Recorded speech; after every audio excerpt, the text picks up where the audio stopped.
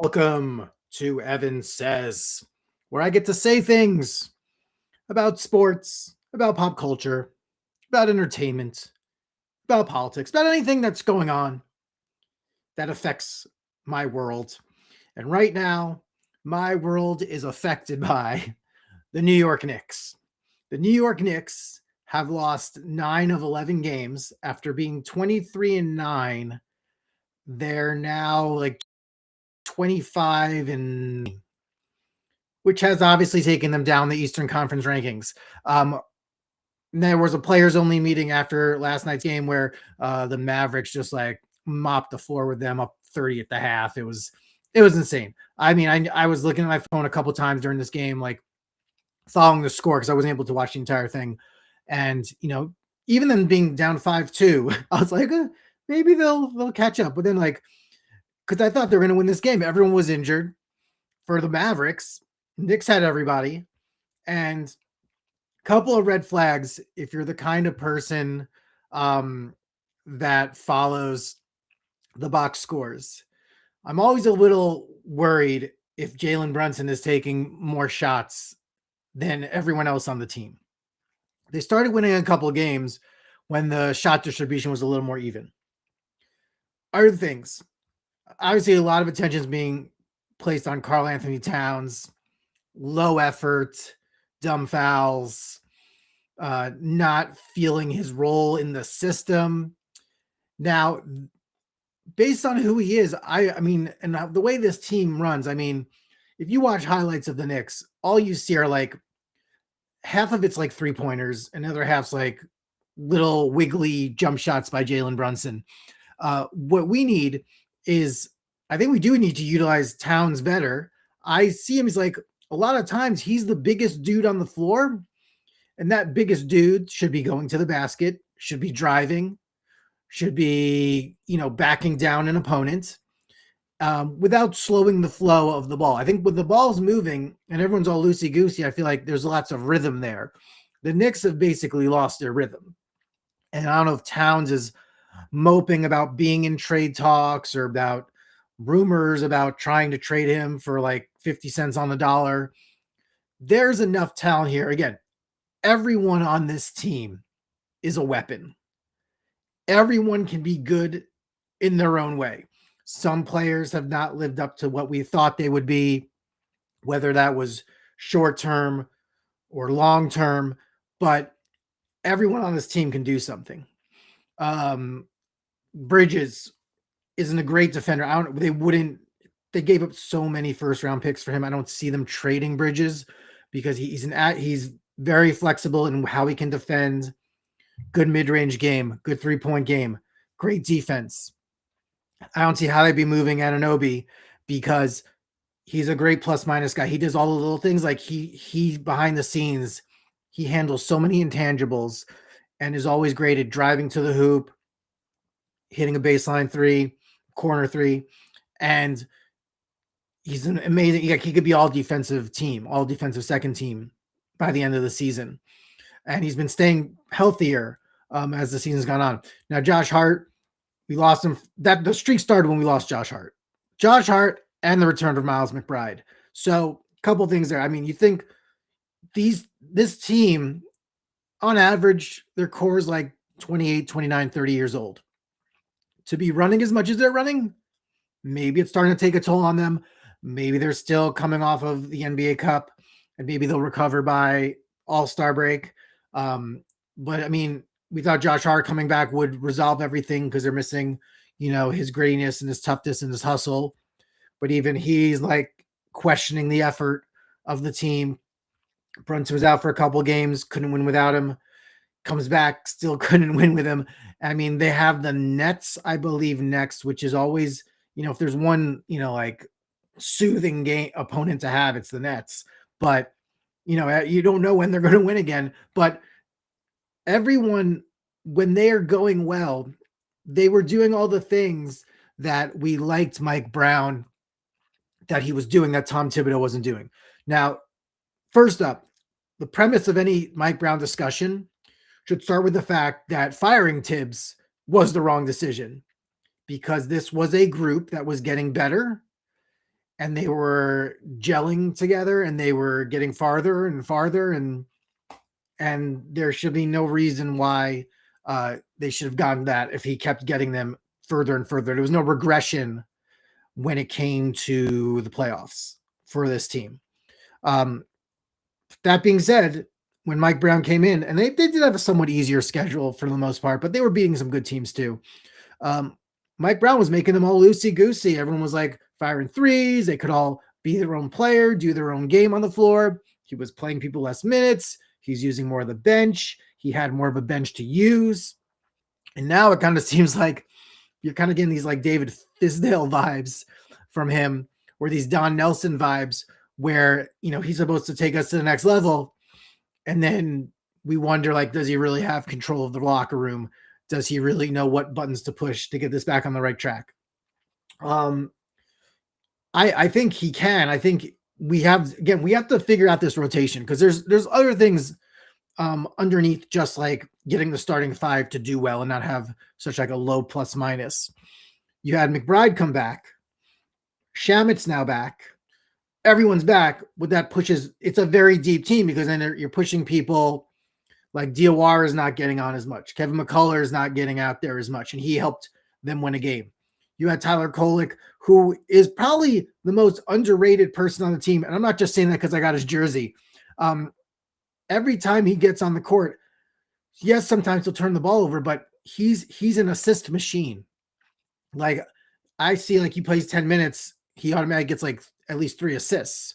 Like, that's what you need. You need more of someone that's pass first, so that we can keep the ball moving, so that there's offense. It doesn't feel like people are hogging the ball. You don't see a shot disparity. Obviously, we know Jalen Brunson is the dude. We know he's going to take over the game. We know he's clutch.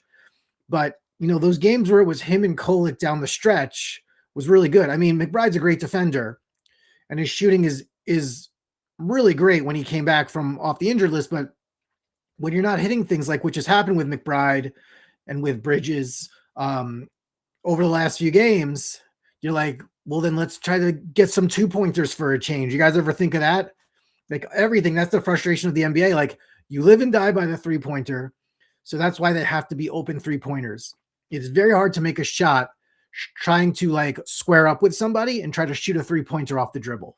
Like, it's just tougher that way, unless you really have control of your body and like where your spots are. When you're trying to make new spots for yourself where the opponent is already up on you, you're not going to make your 3-pointer. So let's hope that they can figure this out, because it's a worry that we don't know if they are going to get it together. They have to get it. They're too good not to get it together. And now the thing that scares you is part of their slide was the Pistons like whooped them so hard in Detroit. And I feel like the Knicks getting them eliminated last year really lit a fire under them. And they have like that Tibbs vibe where they're hardcore defense. They have a top scorer to get them, baskets when they need it. And I don't think Detroit's a pushover. And now it's looking like Boston's not even a pushover. Even without Tatum, like, they're still, with all this roster turnover, Boston is still a threat. Jaylen Brown starting the All-Star game. And you've all these other pieces, like the front office and and knows what he's doing. The coach knows what he's doing. And, the Knicks, they kind of had an interesting, they paced out really well to win the NBA Cup this year. It all timed out for them to do excellently and win the NBA Cup. But now it's like they have to almost start over in the middle of the season. And that's why I now know in future years, now that the Knicks have their cup, I want them to have nothing to do with those elimination rounds in the NBA Cup. Eat it during those you know what, you can, the group play counts towards the regular season, but if you have to go to Vegas, don't even get to Vegas. Just when you got to qualify for Vegas, those final 4 teams, that's where it's like, I'm resting everybody and we're going to load management. We're not going to even try to go into the final 4 of the NBA Cup. That's what I'd do. I'd run the other direction to play those 2 extra games that they won that doesn't count towards their record. I obviously think they're going to turn around. There's too much talent there. There's too much ability there. It's very disconcerting when you think even if they eat it on the road, they come back to the Garden and then they eat it there also. Like top seeds don't do that and champions don't do that. And that concerns you. And, you have like quarter of the league in a holding pattern on if this Giannis trade is going to happen. But, Karl-Anthony Towns is essentially killing his value with these recent efforts. And he's got to stop sitting on the floor. And he's got to run. He's got to hustle.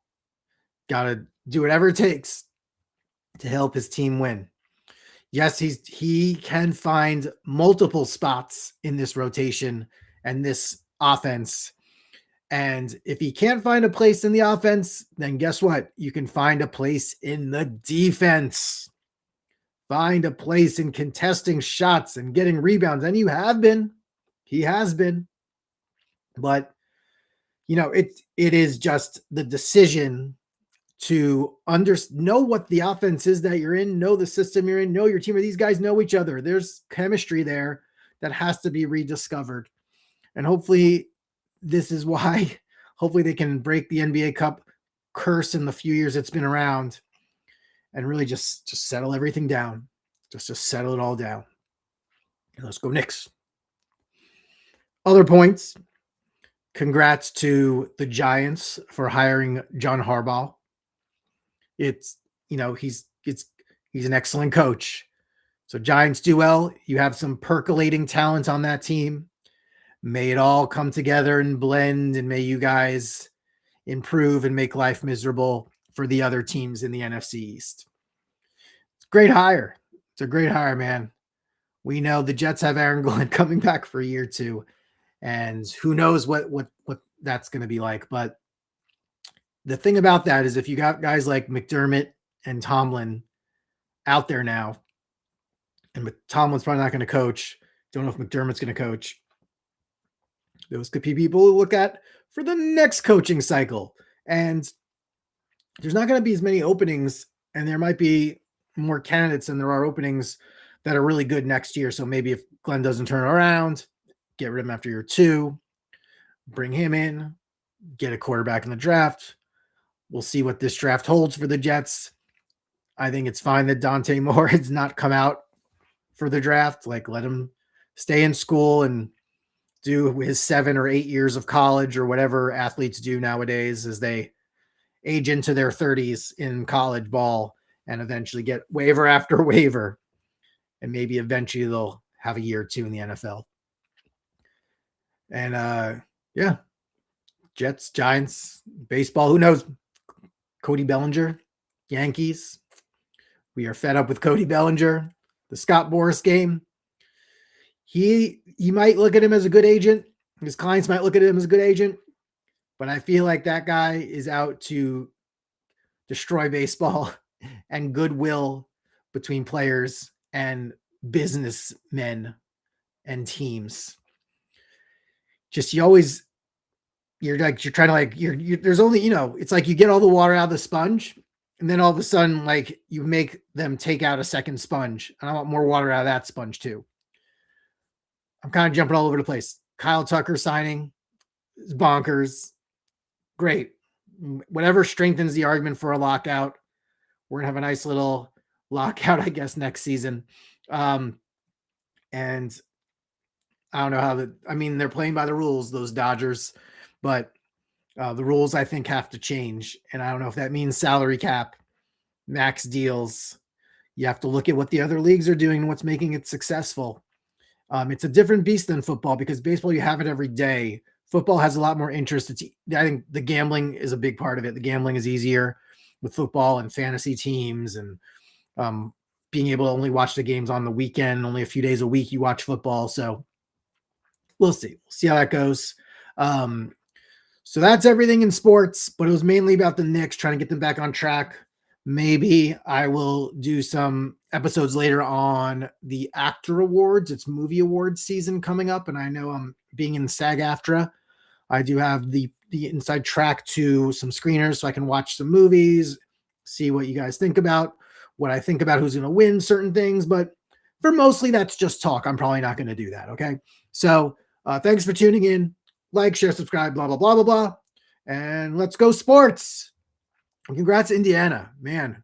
See, the Jets, the 1 year, they could have had the best quarterback at number 1, but number 2, no one's there. We'll see what they do with that.